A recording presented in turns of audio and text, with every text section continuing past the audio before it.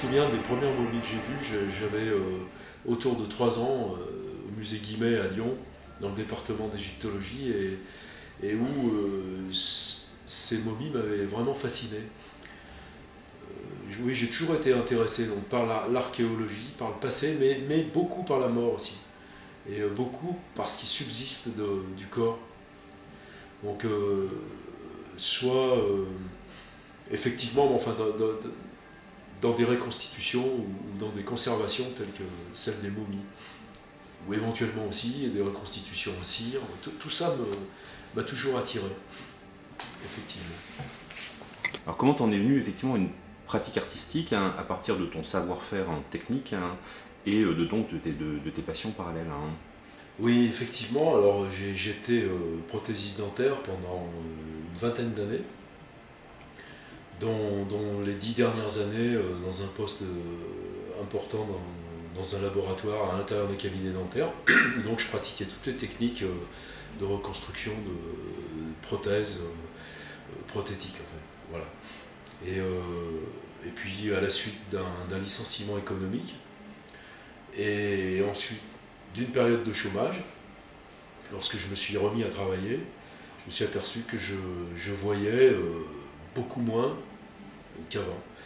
Donc j'ai cru que je devenais myope, voilà, et en fait non, j'avais vraiment un handicap visuel avec des nuages dans les corps vitrés, en fait, avec des dégénérescences des corps vitrés, ce qui faisait que je ne pouvais plus voir très précisément travailler sur 1 mm² pendant toute la journée, comme je le faisais lorsque je travaillais vraiment dans mon activité de prothèse dentaire.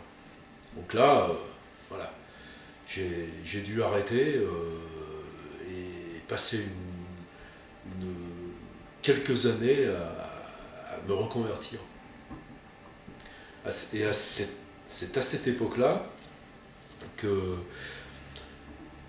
j'ai fait un stage de moulage de crâne humain, donc dans un cadre archéo à Annecy, et où un grand personnage du moulage français qui s'appelle Georges Brocco m'a appris à mouler les crânes et puis à patiner aussi des objets, des tirages d'objets moulés, d'objets archéo divers. Mais principalement, mon stage était basé sur l'apprentissage du moulage, du tirage et du patinage de crâne humain. Voilà. Alors, en fait, tout s'est rassemblé le jour où, me trouvant en recherche d'emploi et même en reconversion, puisque là j'avais la certitude de ne plus pouvoir exercer mon métier, j'étais en reconversion, donc je passais beaucoup de temps dans des bilans de compétences, dans des recherches d'une autre activité, ce qui n'est pas facile. Mais j'avais ce besoin de me servir de mes mains, quand même de toucher la matière, même si je pouvais le faire d'une façon moins précise. Et donc, comme j'avais ramené le moulage du crâne dont je m'étais occupé et sur lequel j'avais appris donc, à Annecy, au CNRAS, ça s'appelle CNRAS à cette époque-là, c'est Centre National de Recherche Archéologique Subaquatique, et donc j'avais ramené ce moulage, donc j'en ai fait un tirage, un premier tirage que j'ai fait en plâtre, et donc je l'ai patiné, ça m'a vraiment fait plaisir, ça m'a réconcilié un peu avec la vie de travailler autour de ce crâne. Et puis donc après je me suis dit, mais je l'ai patiné, je l'ai gravé ensuite, et j'ai fait ressortir les gravures, et puis quelques jours après, je me suis dit, mais je vais lui sculpter un visage. Donc voilà, l'autre matériau que je connaissais bien c'était la cire, la pratique c'était la sculpture de la cire. Bon là c'était sur un visage au lieu d'être sur une dent, mais le principe était le même, mais en plus c'était plus gros, donc moi visuellement je pouvais m'exprimer très facilement.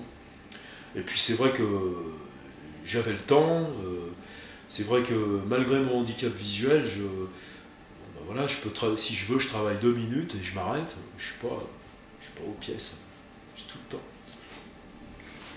c'était une période charnière où à la fois je ne savais pas encore si je pourrais continuer à être prothésiste, mais j'étais déjà en recherche d'emploi. Donc, comme je maîtrisais pas mal de techniques en prothèse dentaire, puisque j'étais un chef de labo, donc je me suis, on va dire, amusé, entre guillemets, à faire des stages un peu parallèles. Donc un stage notamment au service de maxillo-facial à l'hôpital, où là, c'est carrément un type de prothèse différent, et puis on est centré sur le visage entier et plus sur juste les dents. Et donc voilà, et aussi, comme je m'intéresse beaucoup à l'archéologie, j'ai découvert cette opportunité d'aller à un stage de moulage de crâne humain. Donc ouais, j'ai rencontré donc mon maître et puis donc il m'a appris à mouler les crânes, j'ai fait un rapport même, et j'ai même ensuite, je l'ai même secondé dans les stages qu'il a fait plus tard, et donc je l'ai aidé, et c'est ainsi que je me suis retrouvé avec quelqu'un qui venait se former, qui était de la gendarmerie scientifique de Rosny-sous-Bois, qui venait apprendre à mouler les crânes aussi. Donc on s'est retrouvés, il y a eu des périodes très sympathiques dans ces stages, plusieurs stages que j'ai fait, différents côtés de la barrière, on va dire, où on se retrouvait un archéo, un prothésiste et quelqu'un de la gendarmerie scientifique. C'était très très intéressant.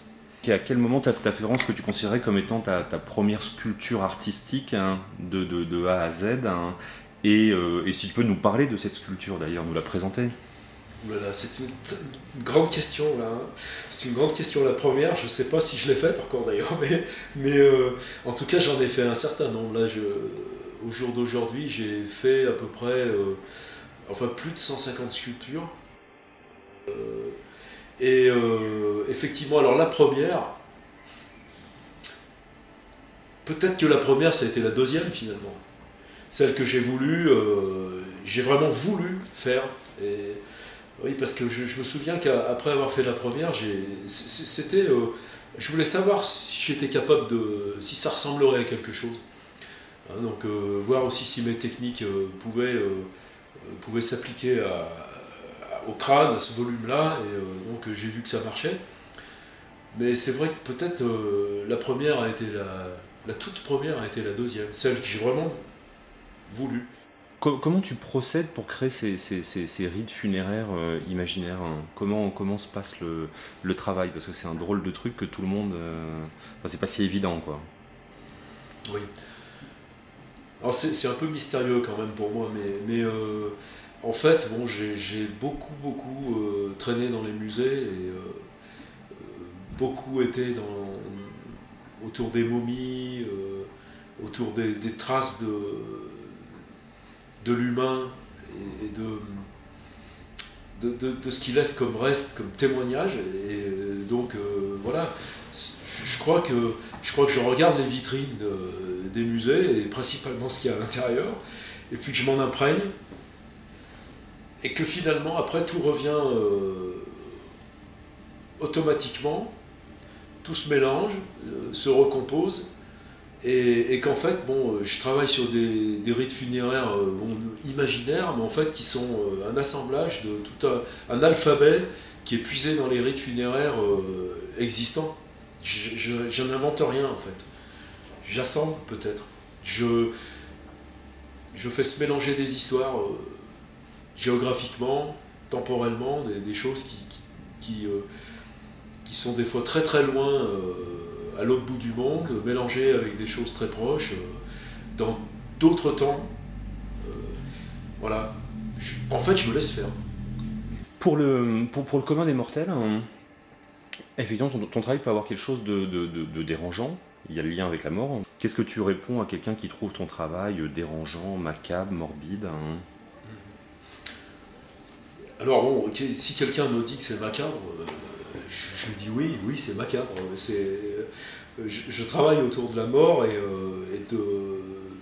de ce passage-là et de ce qui subsiste du corps. Alors oui, c'est macabre, mais par contre, bon, c'est vrai que parfois je me retrouve avec des personnes en face de personnes qui me disent que je suis violent, ou que je suis fou, ou que je vais mal, ou que j'ai peur de la mort, ou que ça va pas bien avec cette histoire de la mort chez moi.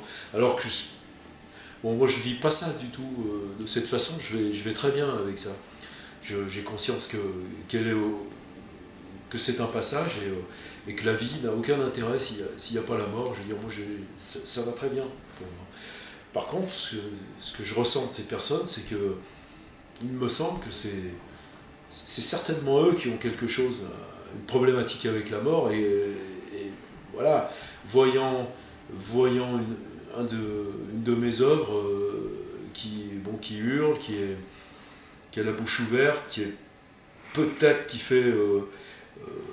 qui semble avoir été torturé, parce que il y a une limite très fine entre les rites funéraires et des fois ce qu'on peut prendre pour de la torture, comme des bambous qui traversent le visage ou le crâne. Bon, c'est vrai que ça peut paraître violent, et je pense que certaines personnes se trouvant en face soit d'un crâne tout simplement, ou soit d'une œuvre qui est plus complexe, de toute manière ça les renvoie à leur propre mort, et que s'ils n'ont pas réglé ça, ou commencé à le régler, ils se sentent très très mal, et ils deviennent violents avec moi. Il y a peu de gens comme ça quand même. J'en ai rencontré peu. Thierry, tu as une démarche effectivement qui va dans ce sens-là. On peut même dire, est-ce que tu charges les pièces de quelque chose? Comment tu perçois tout cet aspect, on va dire magique d'ailleurs au sens large? Je dirais non consciemment. Moi, je me laisse faire en fait quand je fais une sculpture. Je commence ma sculpture. Évidemment, je fais un tirage du crâne, c'est toujours le même, hein. Sur toutes mes sculptures, c'est le même crâne. Et c'est une déclinaison en fait de visage et de corps parfois même, mais toutes avec le même crâne. Et donc je commence, évidemment, je sais que je vais faire une tête, puisque je fais ce tirage de crâne. Ensuite, dès que je commence à mettre de la cire dessus, à sculpter, puis ensuite à intervenir avec des objets divers, des cornes, des coquillages, des pendeloques, etc., là, je me laisse totalement faire. Donc, j'ai pas d'intention. Juste l'intention de représenter quelqu'un qui est mort et qui a subi un rite funéraire. Donc, chargé, si c'est chargé, c'est pas par moi. Par contre, ce que je fais, c'est que je mets très régulièrement des huiles essentielles sur mes sculptures, parce que les momies ont des odeurs, des parfums, et que j'utilise certaines huiles essentielles qui se rapprochent des odeurs de la terre, des odeurs assez puissantes, de conifères aussi, enfin de choses qui sont, ou d'encens d'église. Toutes ces huiles essentielles là, je les utilise sur mes sculptures aussi. Donc je les charge en parfum, je les charge pas en intention quelconque magique, mais par contre elles le sont peut-être, mais je ne suis que le passeur. Comment s'est fait la transition finalement du crâne seul, parce que tu parlais tout à l'heure d'avoir un moule unique, hein, pour tous les crânes, au corps complet comme la momie qui est derrière toi? Alors oui, c'est vrai, c'est une évolution qui s'est imposée en fait. Oui, j'ai commencé par un crâne, ensuite j'ai sculpté de la cire sur ce crâne pour lui donner un visage. Puis ensuite, c'est vrai que j'ai eu envie de la faire traverser par des bambous, ou lui coudre les yeux, ou enfin bon voilà, rajouter des choses dessus.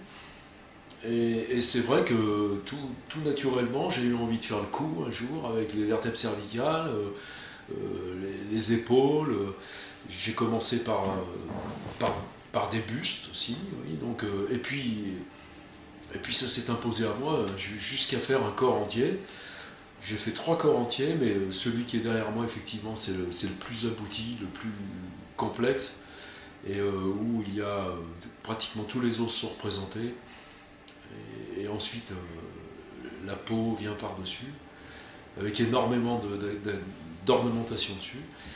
Oui, ça c'est pour répondre vraiment à la question, ça s'est imposé en fait, c'est devenu une évidence. Le crâne a été le début, et puis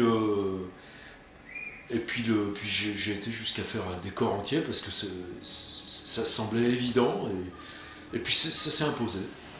J'ai laissé venir en fait comme ça. Où est-ce que tu trouves les éléments qui viennent pénétrer, qui s'interpénètrent avec les crânes, hein? Parce qu'il y a des ossements, il y a beaucoup de choses différentes, il y a des bambous effectivement, des plumes, enfin il y a tout un tas de choses, hein. Comment tu travailles là-dessus, comment tu opères tes recherches, hein? Alors beaucoup viennent de vide-grenier, de brocante, hein. J'adore aller dans ces lieux, et donc je récupère comme ça, de cette façon-là, je récupère des carapaces, des crânes. Il y en a certains que je trouve aussi, certains crânes que je trouve dans la forêt, en ramassant des champignons par exemple. Il y en a beaucoup qui me sont apportés, donnés par des gens qui passent ici. Énormément de choses qui me sont données, des crânes de sangliers, de moutons, même des os humains parfois, que je n'utilise jamais dans mes sculptures d'ailleurs, mais que je garde. J'ai trop de respect pour utiliser des vrais os humains dans mes sculptures.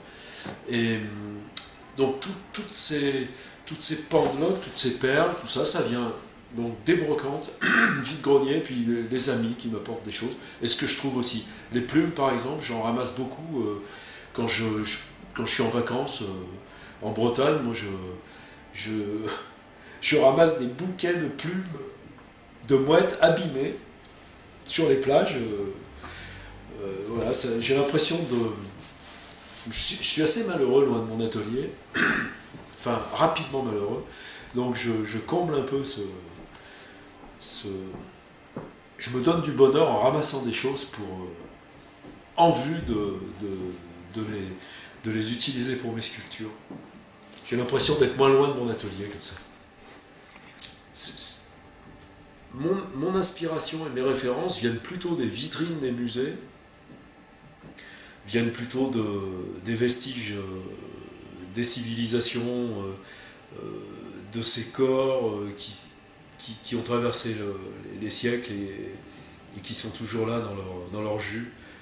Et je pense que ça vient plus de là que de certains tableaux ou certaines sculptures. En parlant de rapport à l'ancien, je me souviens d'une anecdote qui était assez amusante où je crois que tu as participé avec tes sculptures à une pièce de théâtre à Lyon qui se déroulait dans un environnement un peu particulier. Oui, il s'agit...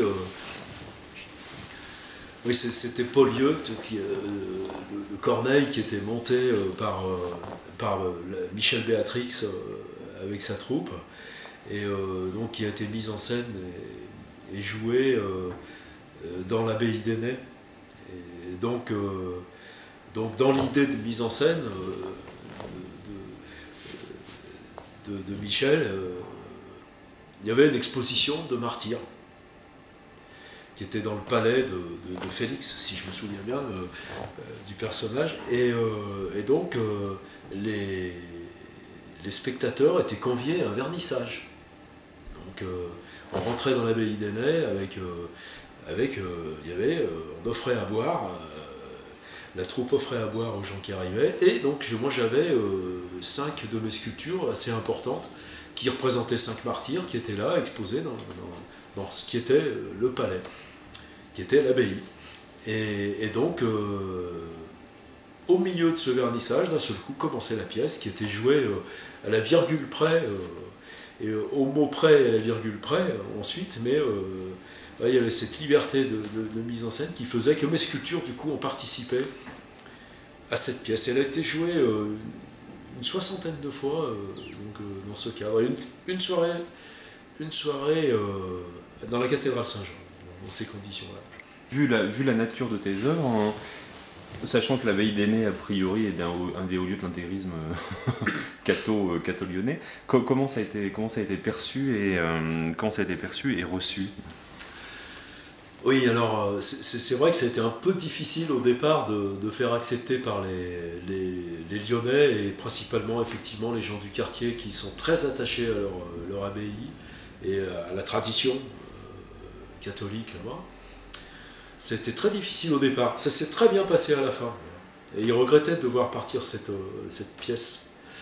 Mais Michel Béatrix, le metteur en scène, avait eu l'idée que l'on fasse, puisque ça se déroulait sur la fin de l'année, c'était en 2004 je crois, que l'on fasse la journée du patrimoine, qu'on participe à la journée du patrimoine dans le cadre de l'abbaye, et donc on était dans une chapelle, on avait exposé les sculptures, ainsi que des œuvres de Cécile Beaupère aussi, parce qu'il y avait les sculptures, mais il y avait aussi des très grandes peintures de Cécile Beaupère dans cette pièce. Et donc on avait passé ce week-end du patrimoine avec énormément de personnes qui étaient venues nous voir, parce qu'il y a eu des offices aussi en plus pendant ce moment-là. Et effectivement, alors là j'ai eu tout. J'ai vu des gens qui étaient admiratifs, des gens qui avaient hâte de venir voir la pièce, puisque en même temps, évidemment, on faisait la promotion de la pièce, et puis des personnes qui étaient scandalisées, outrées, et qui m'ont certainement insulté. Certaines m'ont dit, mais pourquoi vous mettez ça dans notre abbaye? Et je leur ai dit, mais ce sont des martyrs. Ah ouais, mais c'est moche et tout, ils crient. Je dis, oui, les martyrs... c'est pas cool un martyr. Et donc voilà, alors avec certains, j'ai pu commencer à quand même expliquer, on est arrivé à s'entendre, ils ont vu que j'avais du respect pour l'humain et les religions. Et d'ailleurs, est-ce qu'il y a réellement un rapport au martyr dans tes sculptures, hein?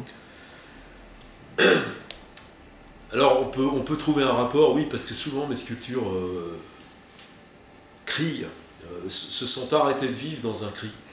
Et ça, c'est, je le fais, je dirais pas inconsciemment, mais automatiquement.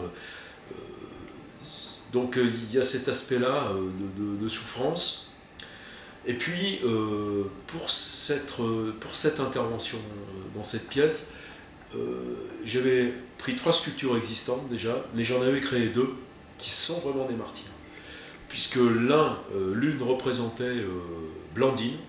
Alors j'irai pas jusqu'à dire Sainte Blandine, parce que la sculpture n'est qu'une représentation, mais donc il y avait Blandine, et il y avait aussi Thomasius, que j'ai fait pour la circonstance, je me suis imaginé que le soldat qui a finalement égorgé Blandine, Sainte Blandine, puisqu'elle était passée au grill, les lions avaient refusé de la manger, elle avait été ensuite enfermée dans un filet, livrée au taureau, mais elle était toujours vivante.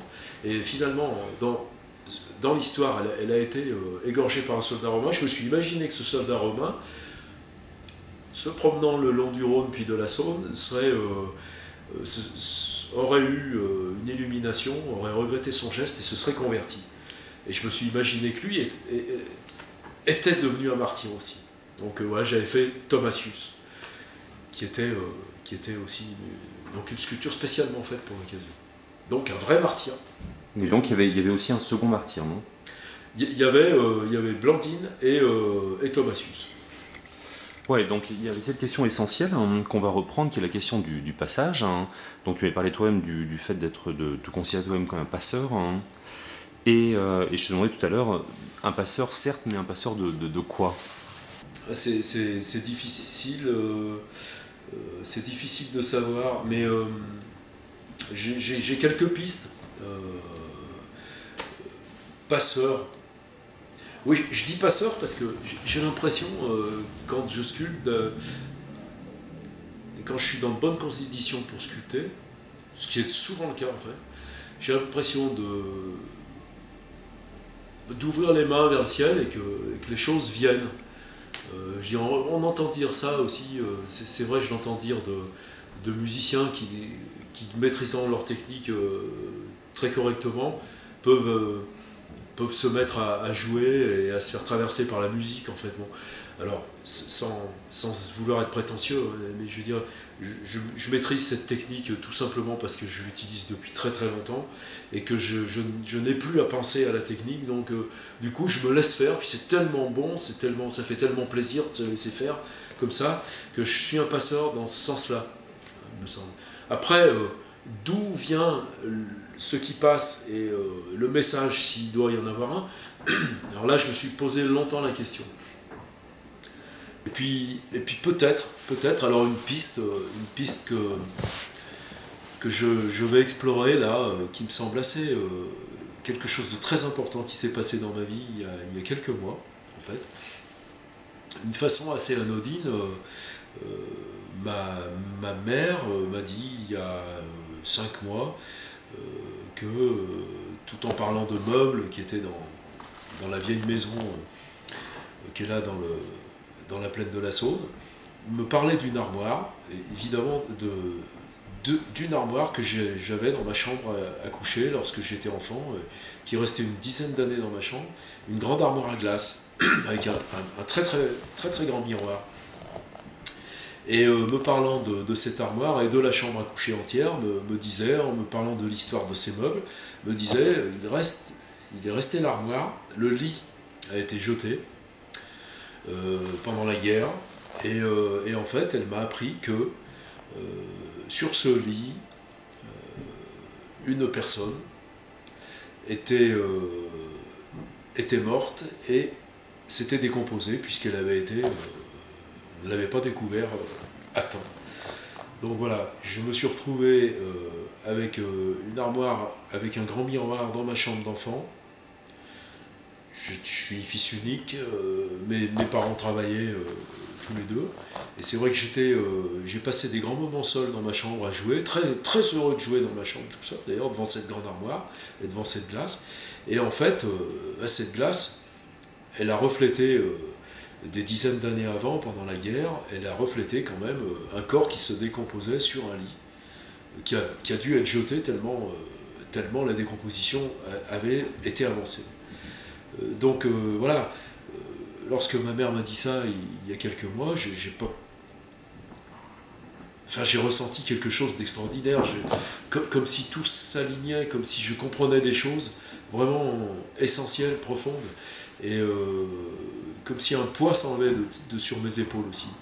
Du coup, ce que je passe, je ne sais pas ce que je passe, mais en tout cas, je suis absolument aujourd'hui certain que cette femme, c'était une femme qui s'appelait Marie-Madeleine, que cette femme qui s'est décomposée, qui est morte et s'est décomposée devant ce miroir, quelque part, elle est en lien avec moi, elle m'a fait signe pendant mon enfance. Et que finalement, tout m'a amené, si on regarde bien, tout m'a amené jusqu'à sculpter. Et aujourd'hui, il me paraît essentiel, profondément nécessaire pour moi, de la sculpter. Donc je vais ma prochaine sculpture, qui sera peut-être la première finalement. Ma première réelle sculpture, le reste n'ayant été qu'un entraînement en fait. Voir si j'étais capable peut-être, mettre des techniques en place, et que ma première sculpture sera peut-être, si je vais au bout, si je la fais vraiment, cette femme, que je vais rendre digne, regardable, et suivant cette inspiration-là, cet appel qu'elle a fait. Et donc, évidemment, elle sera...